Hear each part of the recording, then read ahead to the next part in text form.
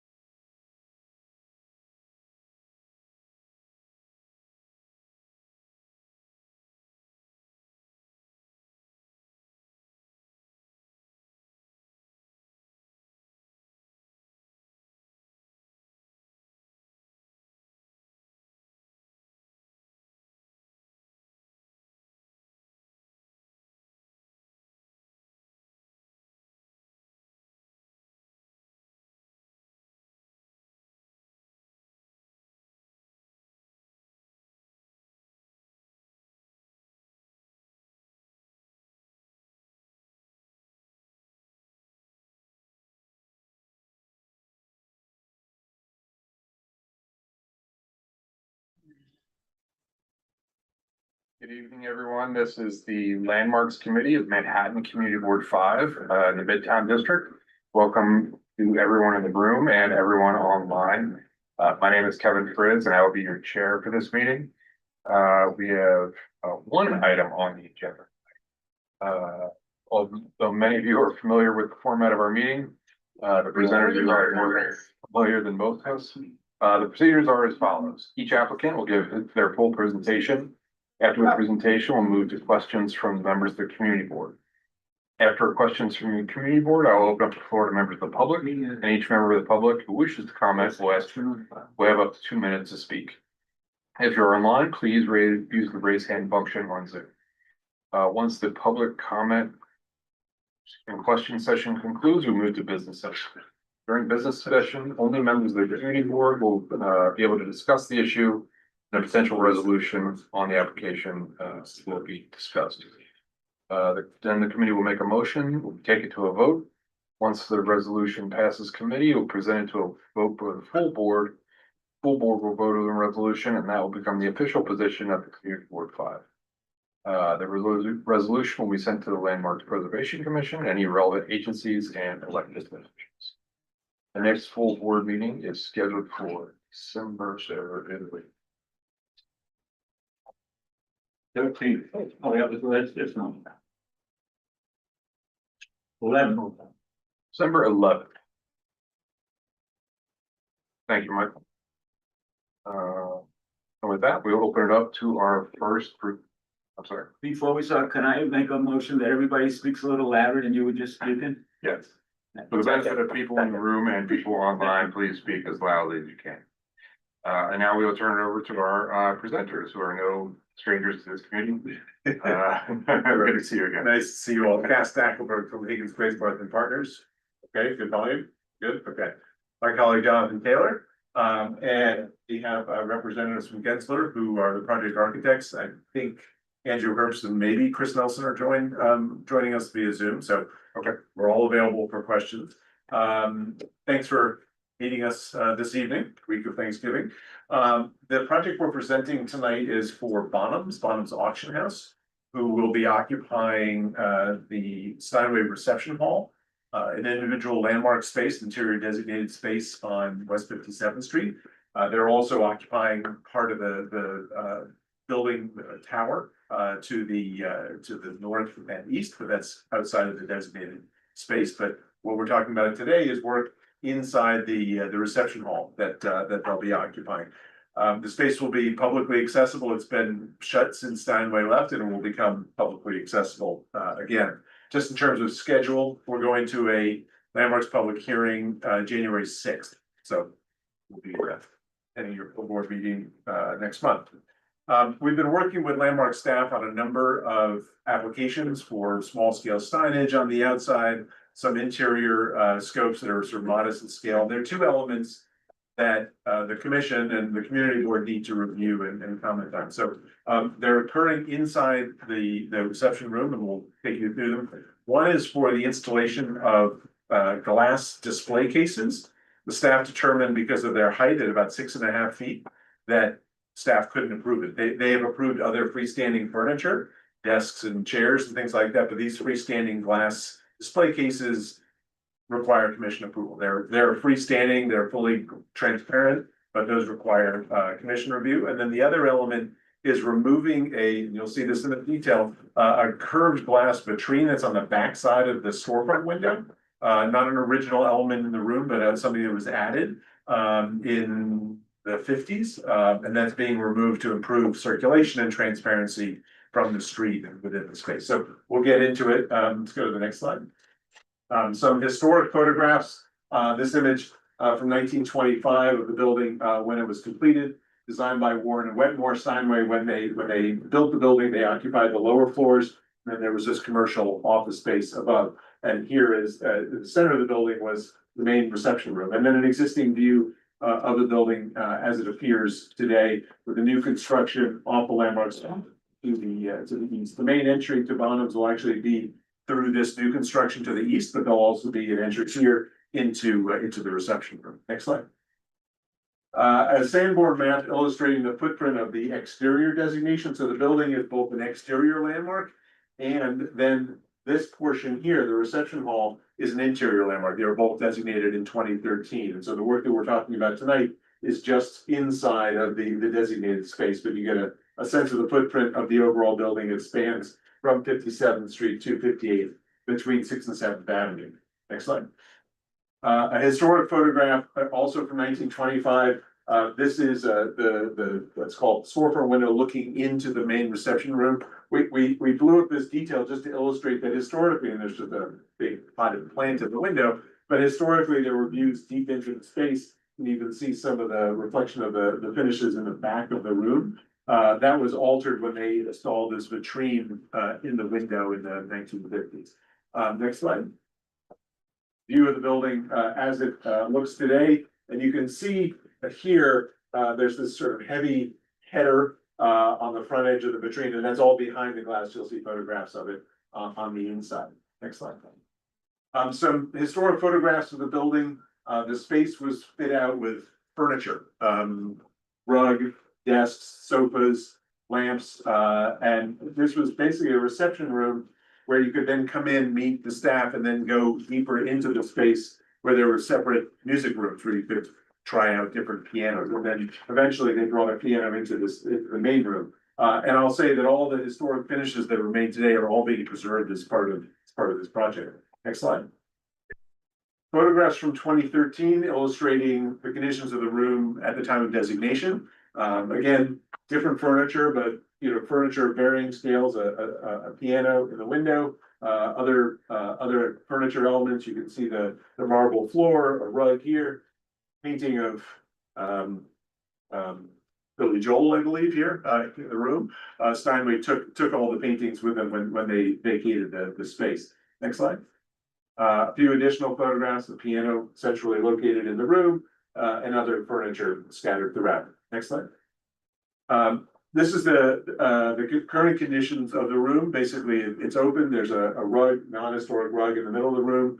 If any of you have been in the space, it's really a grand space. It's beautiful. About a 30-foot high domed ceiling, chandeliers, marble, plaster finishes throughout, a beautiful mural in the ceiling. Next slide. Another view now looking back toward 57th Street, and you can see this header, and I don't know if you can see it in this photograph, but there's this curved glass vitrine on the backside of the storefront window, and that's what we are proposing to remove. Next slide.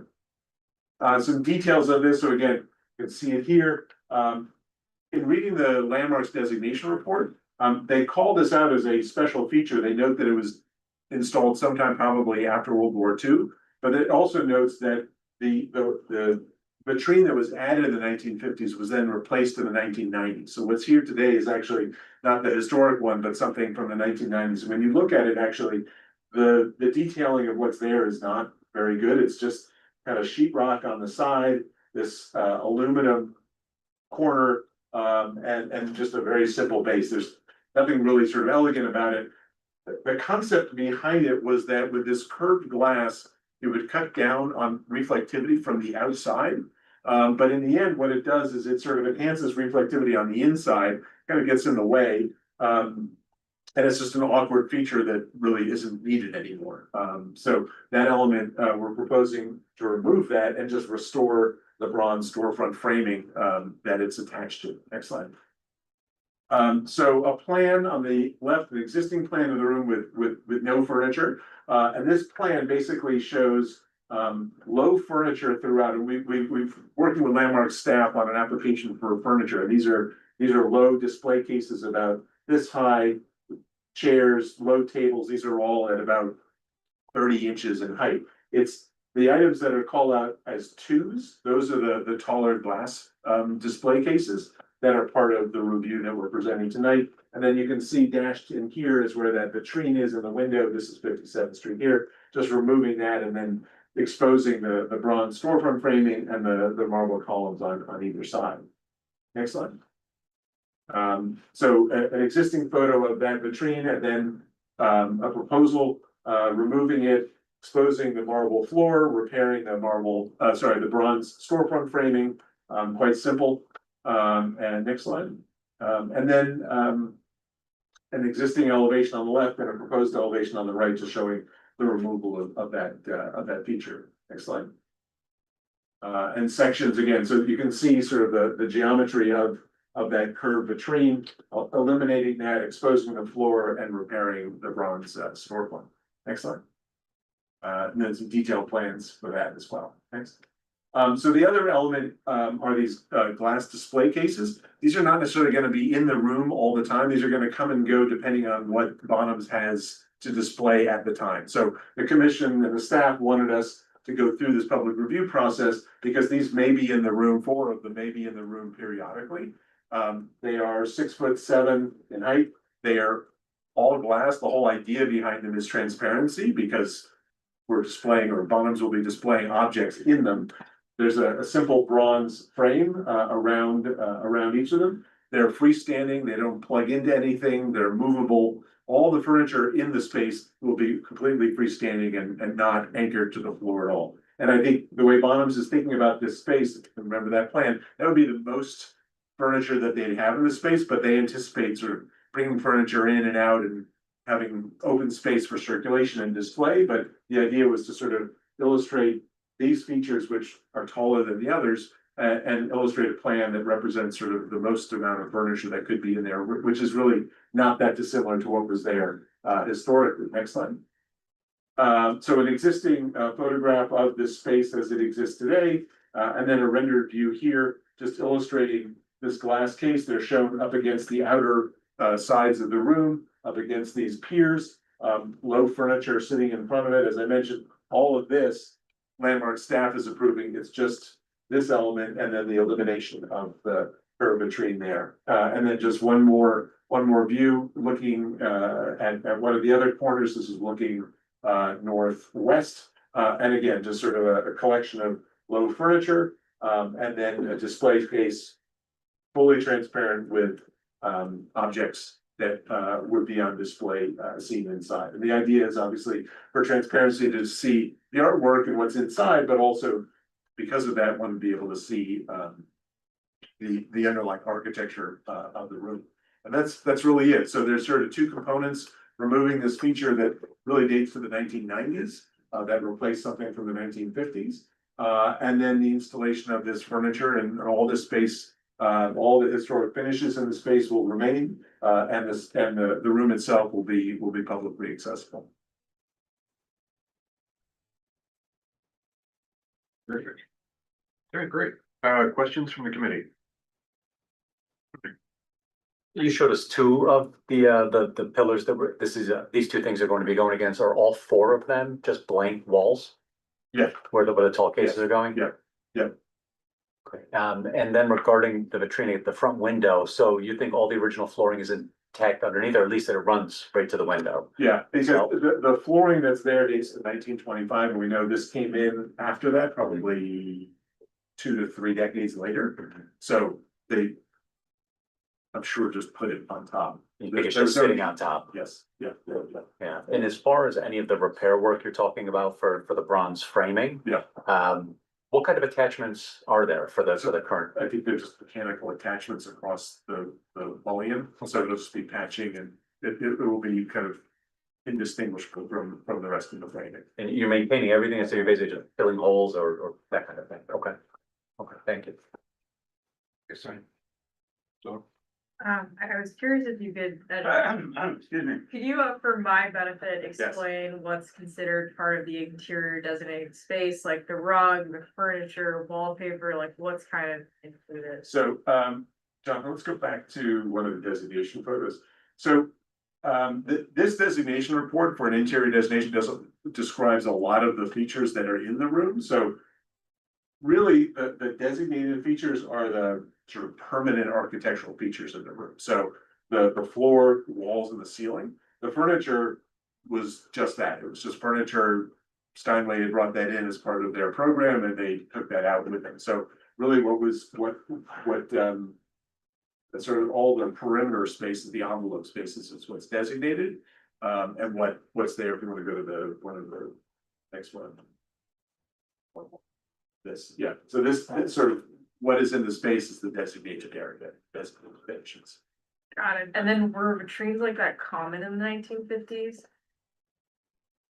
I mean, I think, thinking about sort of going to museums, forever, objects have been displayed under glass in varying scales depending on the size of the object. So, the Met, if you go to, are you asking about Yeah, the one that's being removed. removed? oh, the one that's being removed, thank you, sorry.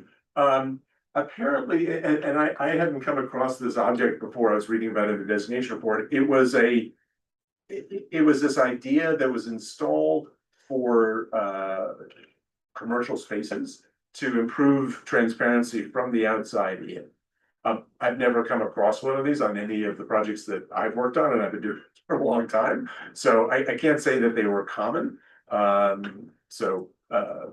it's an unusual thing. Thank you. No questions? Sure. A question on the lighting. Is the chandelier original and remaining? Did you speak about that? Definitely remaining, good question. Let's just go back to the historic photos. There is a chandelier, but I'm not sure if it's the same one. What's there? What's there today is remaining. Remaining, okay. Yeah. And then I have a follow-up. I was wondering if you could explain to us a little bit about an interior landmark. I understand in order to be designated an interior landmark, it has to be open and accessible to the public. How would that work if this is gonna be a luxury auction house? What is- Well, I mean, so Bonds is occupying a lot of space in the building. This is a public, basically lounge area. So they're gonna use this will be publicly accessible. Oh, okay. And so it's gonna be, available for anybody to walk in and see what are in the cases and, this is access, so. Here, so I put this way myself. So the new building to the east of it, basically is right, it's gonna be. There's gonna be, this is fine. There's gonna be an entry from the street, and then also through here, I think there's also an entry directly into the reception room, but you'll be able to get in this way. So this is gonna be almost like a main atrium entry space for Bonhams. And then this will be a lounge that will be open to the public, and then you go inside and they're occupying the upper floors, and there's a big auction gallery back on the 58th Street side of the building. So this is a very small piece of their footprint within the building. Okay. Are they the leaseholder for this space? Yeah, this is part of their lease area. And they're displaying the merchandise that's gonna be sold in there.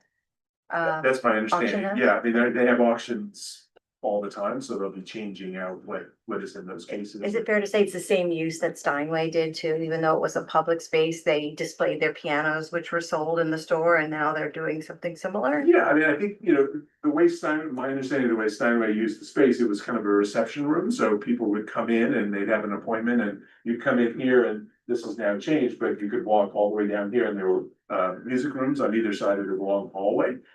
So it was kind of I don't think people stayed in this space, although when there was a piano here, probably people came in, maybe they played it, listened to what was being played.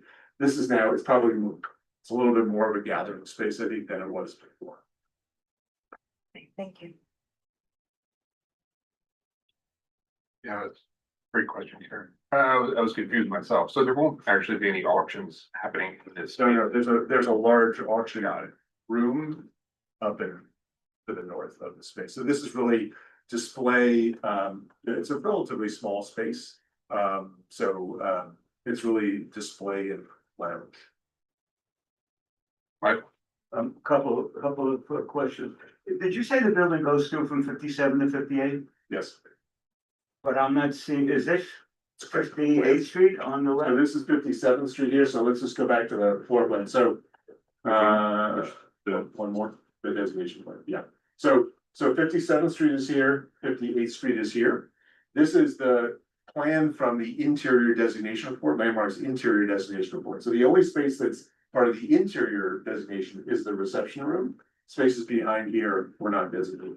And then this plan is a plan from the exterior designation report, which shows the footprint of the building. So that the exterior of the building is designated both on the 57th and 58th Street side, but just the interior portion at 57th Street is designated. I got it. Does Bonham, that's the name, Bonham, do they know that the space is publicly accessible and somebody could walk in there and sit down on a couch if there's such a thing in the lobby? Will they be hold that? They know that. Because They I've gone to absolutely- places that are supposed to be open to the public and people, no, you gotta leave. I said, no, I don't. And I have to have a big deal with the police coming and everything. I hate that. Right, And I'm gonna go there. good. So I'm gonna call you, tell them if they don't need it. Please do. No, I mean, it is, as an interior landmark, it has to be open to the Right. public, but they completely understand. As long as they know that. Yeah. One more. Displays are for what can be auction. Okay, thank you. Sounds like it is, but just confirming, so it's similar to Phillips at 432 Park Avenue. Can you talk a little bit louder, please? It's similar to Phillips at 432 Park Avenue, while that's not an interior landmark, it's a new build. But you can go in, see the stuff, Yeah, I don't know Phillips, Okay. but for instance, Christie's at Rockefeller Center, Rockefeller Center. I mean, it's almost like a gallery or a museum. People go, they're not bidding on anything, but before every sale, you can just wander in and see remarkable things, and all kinds of different things too. It's people's collections of whatever and objects and paintings and sculpture and, Roman coins and whatever the thing is that they happen to be. Yeah. selling. Like, for example, just to add, 432 Park Avenue, Phillips currently has Gene Hackman's like estate Oh. and his stuff, so you can go in. Right. and Take a look and so forth, anyway, Yes. but so it sounds simple. Yeah, this is not as I said, it's not a huge space. So I'm not sure how much they'll be able to fit in there, Yeah. but for the right, and this is not, I think, the only display area. I think there will be other areas like Phillips or Christie's where you can go in and see paintings, for instance, because you can't really display paintings in this room. Sure, There's just not enough wall space. thank you. Last questions? Oh, sorry. Go on. Okay, hi, thank you. I'm double checking my notes here, but can you, I guess I have one question to clarify my next question. What is the height again that we're dealing with regarding the displays? I think it's 6'7". Okay, any concerns around obstructing or occluding views of like the rotunda and all of that, just given that it's interior landmark? It's a pretty tall size. Any concerns around the visibility of the space or anything like that?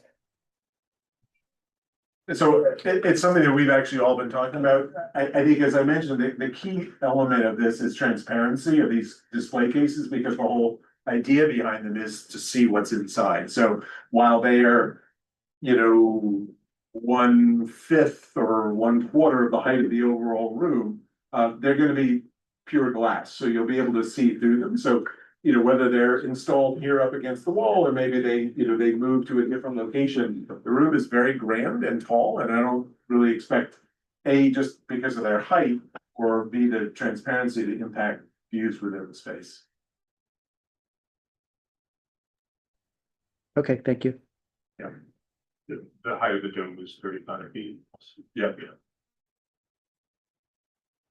Okay. Any more questions? Members from the public, either in the room or online? Nothing online. Okay, business session. During business session, only members of the committee will be allowed. Anyone want to offer first thoughts?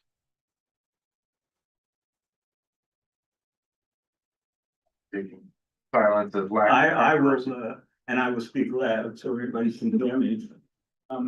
This seems like a no-brainer to me, because I got no brains probably, but it's a straightforward thing. There's the transparency of these display cases make for the unobtrusive in the room. They won't be blocking anything. It seems like a minor thing today, and it's not a big deal, and I would right away approve this. Agreed with Mike. They're not blocking anything historic in the room, any decorative detail or whatnot. They're not, the vitrine in front of the main window is not original, which I think is a very large part of our thought process here. And these cases are not being attached to anything, which is huge, thinking about the flooring and the original walls and all of that kind of fun stuff. So, I mean, it seems completely appropriate for the space, and it's not at all, in my opinion, taking away from the space. Okay. I agree with both Tony and Michael's comments. The reason I was asking those questions, that the only part that was like slightly hesitant was, would this new leasehold act like they own the space and maybe be intimidating for the public to use. And so that's why I was asking the line of questioning, but I do think it's appropriate location, and it's a great asset to the neighborhood. It makes sense in the Steinway, the whole connection. So I'm have no objection to anything they're doing at all. I think it's all very tasteful and complementary to the interior landmark. Yeah, that was my only hesitancy, that, like Michael alluded to, that sometimes people act like it's theirs, even if they don't mean to. And I just wanted to make sure maybe we can say something in the resolution that would say, to welcome people and that it is a public space. It should be, Just to reiterate. yeah, to strengthen that purpose of an interior landmark, yeah. Yeah, I'm super supportive of the application for all the reasons folks said. I am a little bit sad to see the vitrine go. I think it doesn't really serve a functional purpose, but at some point, things from the 1950s will become historically significant. And it seems like pretty funky, so it seems pretty cool, but it definitely doesn't go with the rest of the space. Get that. Yeah, it's interesting you say that because I live in the neighborhood and I've stared at that thing many times, trying to understand what it is, what its purpose is, and yeah, What it's is, what is? unusual, which makes it The the- vitrine, but the, they're. of some value, maybe, but yeah, I agree. But it wasn't original to the building, so that's why I'm okay with it. Okay. Last comments? Comments? Julie? I can't recall what meeting I heard this, but I remember the board being very clear that we were very pro pop signage and things that welcome in people to public spaces that are otherwise not so welcoming. And I feel like that could be something that we potentially ask for or highly recommend as part of a resolution approving something like this. I think that would satisfy a lot of the concerns I've heard, that like how strict are the tenants gonna be about who can come in and out of the space? You know what, I don't know if this is a POPs though. I don't Okay. think this is a publicly owned private space. It's just a designated landmark. Maybe we can ask. Got it. It, Yeah, to be honest, I'm not familiar with the difference between the two. well, you get additional air rights, floor area, like so for when the Steinway Tower was built, it was not as a right development. So they took the air rights from the landmark building and went, super tall and thin. So often you give back a publicly owned private space, money goes pocket parks. Sometimes they're outside, sometimes they're inside, sometimes they're partially covered. And those require those plaques, and they have a requirement for so many linear feet of seating and a program. They have to do a certain amount of things, either art, program, water feature, something. It's very strict, city planning, zoning guidelines. I don't think that this is a POPs. I was gonna say typically, it's not just for landmarks buying air rights, typically it's, we'll give the public space in exchange for air rights. Not necessarily for Mhm. transferring, that's my understanding of it.